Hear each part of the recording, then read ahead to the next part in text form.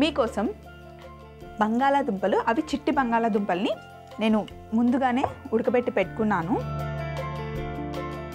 అయితే చిట్టి బంగాళాదుంపల్ని చక్కగా కడుక్కోవాలండి, మట్టి బాగా ఉంటుంది కాబట్టి చక్కగా బాగా కడిగి బాయిల్ చేసి పెట్టుకున్నాను. అయితే ఉడకబెట్టిన వెంటనే బయటికి తీసేయండి, లేదంటే ఆ నీళ్ళన్నీ బంగాళాదుంపలకి లాక్కొని మొత్తం వాటర్ అయిపోతాయి. సో ఇలా ఉడకబెట్టుకున్న బంగాళాదుంపని ఒక ప్యాన్ తీసుకుందాం. దీనికి మనం ఫస్ట్ ఒక మసాలా చేసుకోవాలి భాగ్యశ్రీ గారు. అలాగే చిట్టి బంగాళాదుంపలు ఎప్పుడైనా సరే మనం ఇలా తోలుతోనే వండుకోవాలన్నమాట. విటమిన్స్, మినరల్స్ అన్నీ తొక్కలోనే ఉంటాయండి. అందుకే చిట్టి బంగాళాదుంపలు వండుకునేటప్పుడు ఎప్పుడైనా సరే తొక్క తీయకుండా ఇలా డైరెక్ట్గానే ఉడకబెట్టుకొని వండుకోండి. దానికన్నా ముందు మనం ఒక మసాలా చేసుకోవాలి.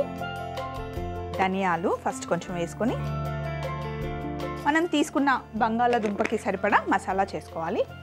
అలాగే జీలకర్ర,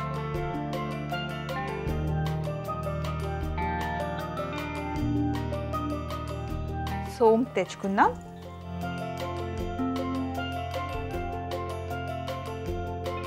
అలాగే మినపప్పు కూడా కావాలి మనకి. మినపప్పు పైన ఉంది.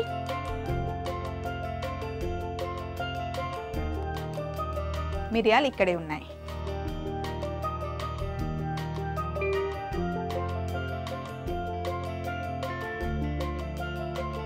కొంచెం మిరియాలు, సోంపు,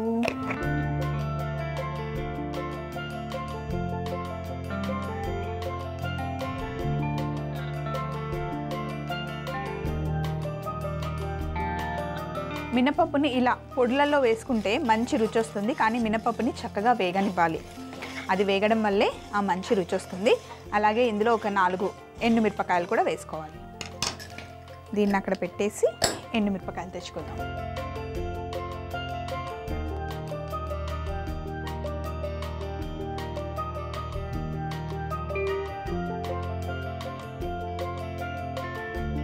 తొడిమలు తీసేసి ఎండుమిరపకాయలు జస్ట్ ఇలా డ్రైగానే వేయించుకోవాలి. భాగ్యశ్రీ గారు, మీరు ఒకసారి పొడి చేసి పెట్టేసుకోండి. మీ ఆయన ఎప్పుడు చిట్టి బంగాళదుంపలతో వేపుడు చేయమంటే అప్పుడు మీరు ఆ పొడిని వేసేసి చేసేసుకోవచ్చు డైరెక్ట్గా. ఇది పౌడర్ చేసుకునే దానికన్నా ముందు కొంచెం చల్లగా కావాలి. ఒక ప్లేట్లోకి వేసేసుకొని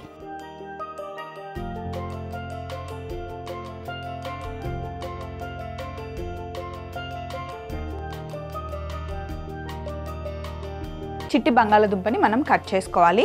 అయితే మరీ చిన్న చిన్న ముక్కలుగా అవసరం లేదు భాగ్యశ్రీ గారు, 1కి 2 చేసుకుంటే సరిపోతుంది. ఇంతే, ఇలా కట్ చేసుకుంటే సరిపోతుంది. ఒక ప్లేట్ తీసుకుందాం.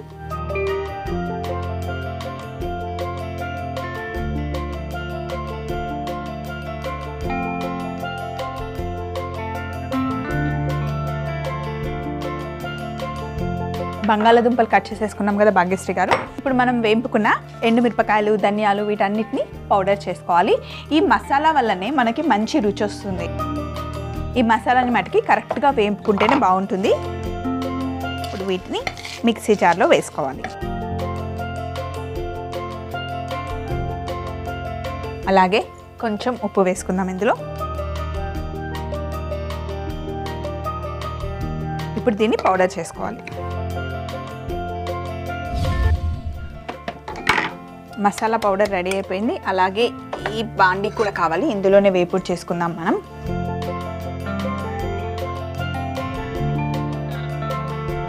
స్టవ్ ఆన్ చేసి ఈ మూకుడు పెట్టేసుకొని కొంచెం నూనె వేస్తే నూనె వేడవుతూ ఉంటుంది.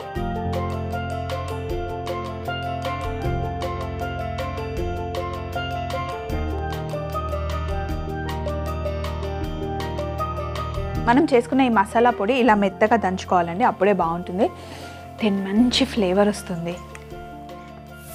నూనె వేడైంది. ఇప్పుడు ఇందులో మనం కొంచెం జీలకర్ర, ఆవాలు తాలింపు డబ్బా తెచ్చేసుకుందాం. ఇందులో అయితే అన్నీ ఒకే చోటు ఉంటాయి కదా.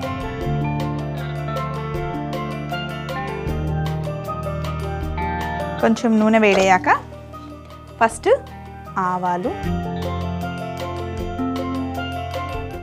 జీలకర్ర, ఒక 2 ఎండుమిరపకాయలు, ఎండుమిరపకాయలు, అలాగే కరివేపాకు.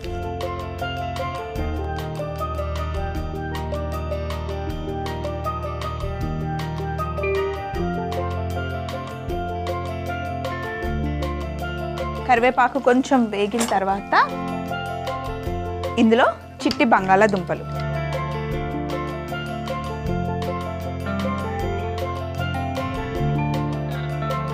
బంగాళాదుంపల్ని ఒక్కసారి మూకుడులో వేసుకున్న తర్వాత ఉప్పు, జాగ్రత్త పొడిలో ఆల్రెడీ కొంచెం ఉప్పు వేసాం కాబట్టి ఇప్పుడు కాస్తంత చూసుకొని వేసుకోవాలి. పసుపు,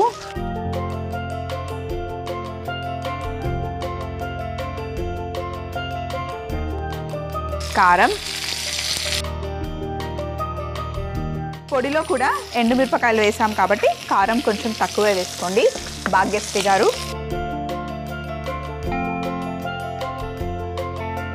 సాంబార్ పక్కన అయితే ఈ చిట్టి బంగాళాదుంప వేపుడు చాలా చాలా టేస్టీగా ఉంటుంది. కొంచెం ఈ మసాలా అంతా బంగాళాదుంపకి చక్కగా పట్టుకున్న తర్వాత మనం చేసుకున్న ఈ మసాలా వేసుకోవాలి. మనం చేసుకున్న ఎండుమిరపకాయలు, ధనియాలు, జీలకర్ర వేసుకొని మసాలా చేసుకున్నాం కదా. ఇందులో కొంచెం సోంపు వేసాం కాబట్టి ఆ ఫ్లేవర్ చాలా బాగుంటుంది. ఇంకా కొంచెం పడుతుంది.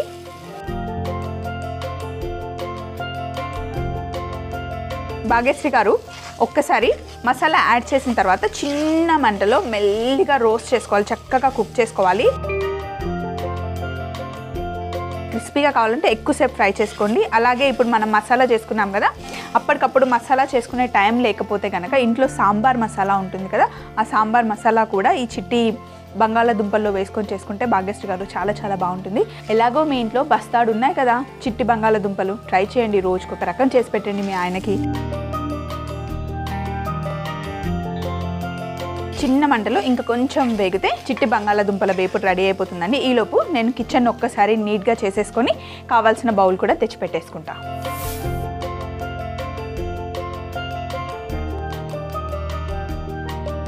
ఈ బౌల్లో సర్వ్ చేసే దానికన్నా బుట్టలో వేసుకుంటే చూడడానికి బాగుంటుంది కదా. వెయిట్,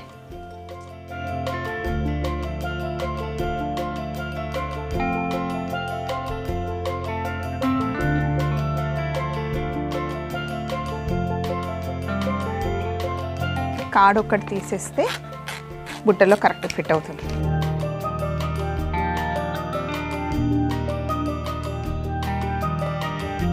వేపుడు చేసుకోవడానికి ఎప్పుడైనా భాగ్యశ్రీ గారు ఇలాంటి పూత పోసిన కడాయి అయితే చాలా బాగుంటుంది, రుచి బాగా వస్తుంది, చేసుకోవడానికి బాగుంటుంది, కింద అంటుకుపోకుండా ఉంటుంది, తినడానికి చూడడానికి రెండిటికి బాగుంటుంది.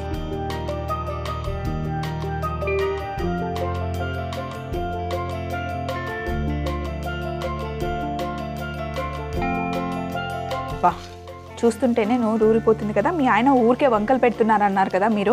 చిట్టి బంగాళాదుంపతో ఎన్ని రకాలుగా చేసినా కూడా నేను చూపించినట్టుగా చేసి పెట్టండి భాగ్యశ్రీ గారు, డెఫినెట్గా అసలు ఏం మాట్లాడకుండా తినేస్తారు.